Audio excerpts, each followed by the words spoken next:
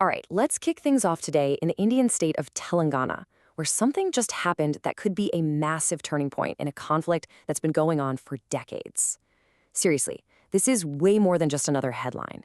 It's a huge potential shift in a long-running insurgency. So let's dive right in. 130. Okay, on its own, it's just a number, right? But in the context of what just went down in Telangana, this number, well, it represents a huge, huge breakthrough. So what's the big deal? This is it. 130 Naxalite militants who are part of this long-running Maoist insurgency have just surrendered. And I want you to picture this. They are literally laying down their weapons right in front of the state's chief minister, Revanth Reddy. This wasn't some backroom deal. It was a public, incredibly symbolic moment, a powerful statement that they want to return to a normal life. Now, to really get a grip on just how big of a deal this is, we've got to look at the sheer scale of it. We're not talking about just a few individuals giving up. This is a significant number of militants and, maybe even more importantly, a ton of weapons being taken off the streets.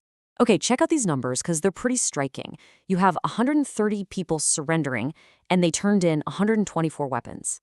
Think about that. It's almost a 1-to-1 ratio. That tells you just how heavily armed and active this group really was. This was no symbolic gesture. It was a real, genuine disarmament.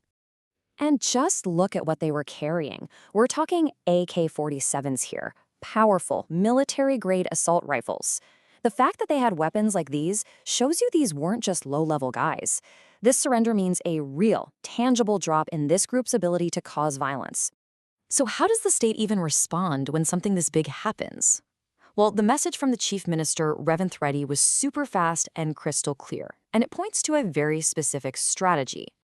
This quote really gets right to the heart of the government's whole approach. Notice the words he's using. It's not about punishment or victory.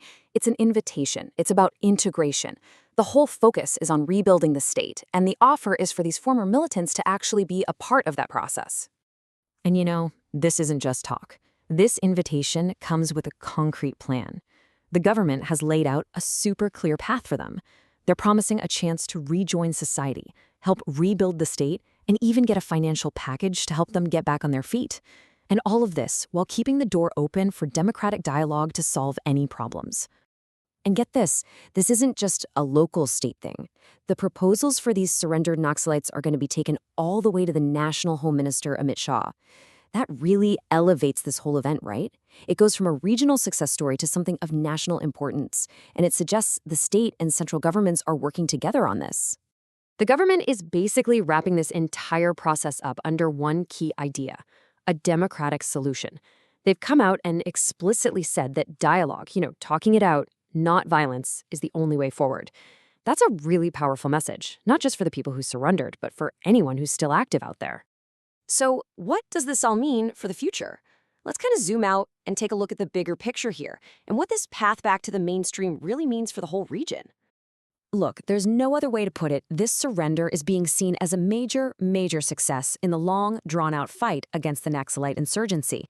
It's a huge blow to the movement in Telangana, and it's a powerful symbol of the state's strategy, which seems to be all about encouraging people to rejoin society rather than just pure confrontation. And all of this really leads us to one massive question. Is this it? Is this the actual turning point for peace in Telangana? Or is it just one more step on a very long road? Only time will really tell. But the choice that these 130 people made to put down their weapons, well, it offers a pretty powerful glimmer of hope for a much more peaceful future.